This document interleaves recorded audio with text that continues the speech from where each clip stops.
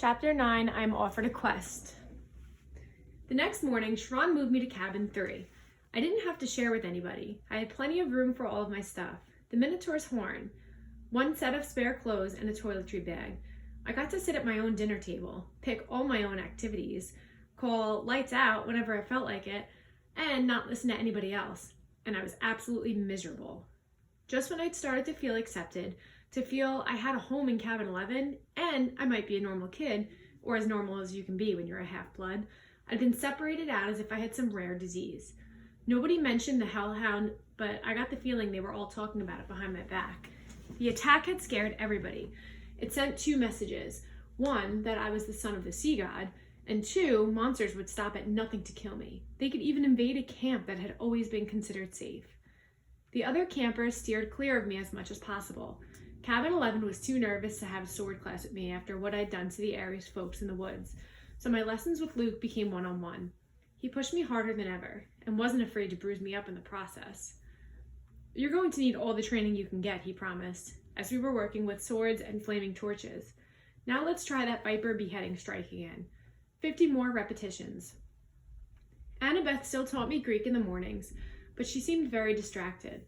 Every time I said something, she scowled at me, as if it just poked her between the eyes.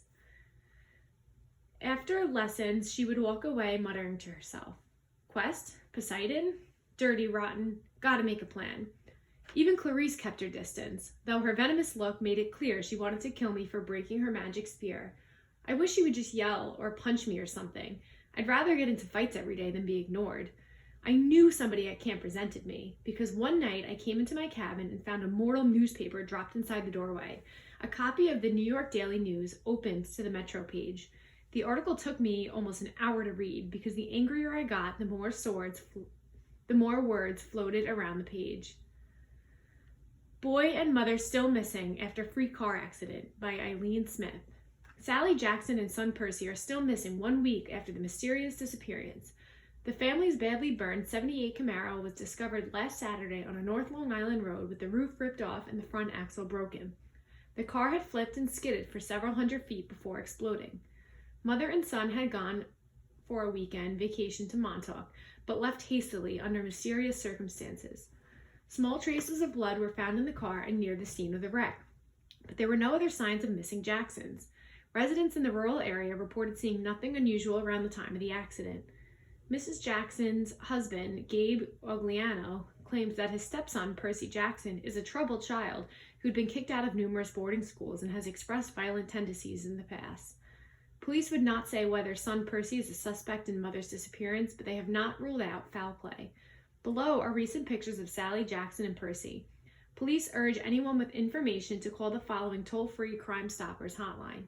The phone number was circled in black marker.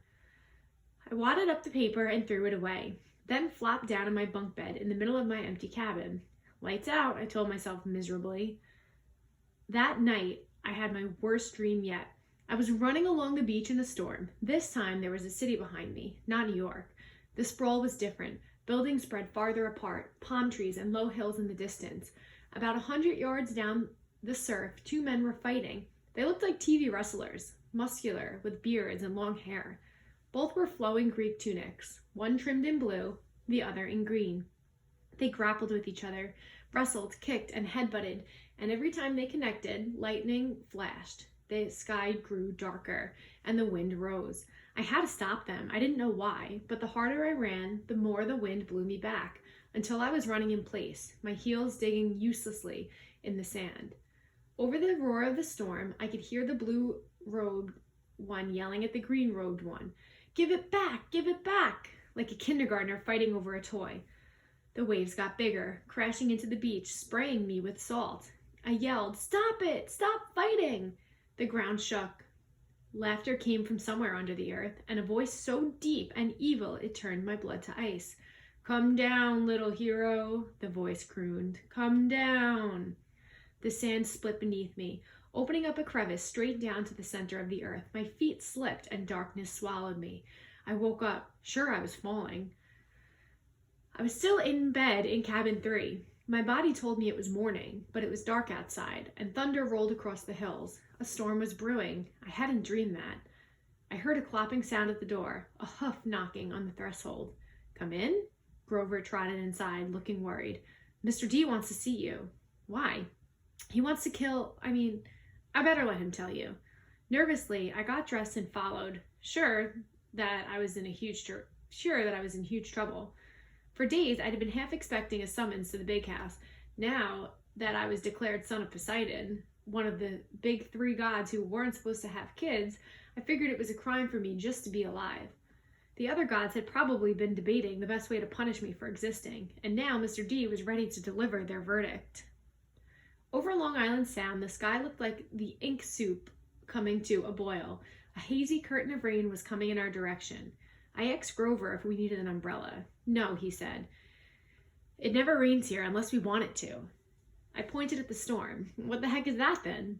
He glanced uneasily at the sky. It'll pass around us, but bad weather always does. I realized he was right. In the week I'd been here, it had never even been overcast. The few rain clouds I'd seen skirted around the edges of the valley. But this one was huge. At the volleyball pit, the kids from Apollo's cabin were playing a morning game against the satyrs. Dionysus twins, walking around in the strawberry fields, making the plants grow. Everybody was going about their normal business. But they looked tense. They kept their eyes on the storm. Grover and I walked up to the front porch of the big house. Dionysus sat at the pinnacle table in his tiger-striped Hawaiian shirt with his Diet Coke, just as he had on my first day. Sharon sat across the table in his fake wheelchair. They were playing against invisible opponents, 2 sets of cards hovering in the air. Well, well, Mr. D said, without looking up. Our little celebrity. I waited. Come closer, Mr. D said, and don't expect me to kowtow you, mortal, just because old Barnacle-beard is your father. A net of lightning flashed across the clouds. Thunder shook the windows of the house. Blah, blah, blah, Dionysus said. Sharon feigned interest in his pinnacle cards. Grover cowered by the railing, his hooves clapping back and forth. If I had my way, Dionysus said, I would cause your molecules to erupt in flames. We'd sweep up the ashes and be done with a lot of trouble, but Sharon seems to feel this would be against my mission at this cursed camp, to keep you little brats safe from harm. Spontaneous combustion is a form of harm, Mr. D, Sharon put in. Nonsense, Dionysus said.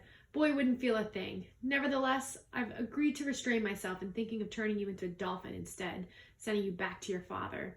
Mr. D, Sharon warned. Oh, all right, Dionysus relented.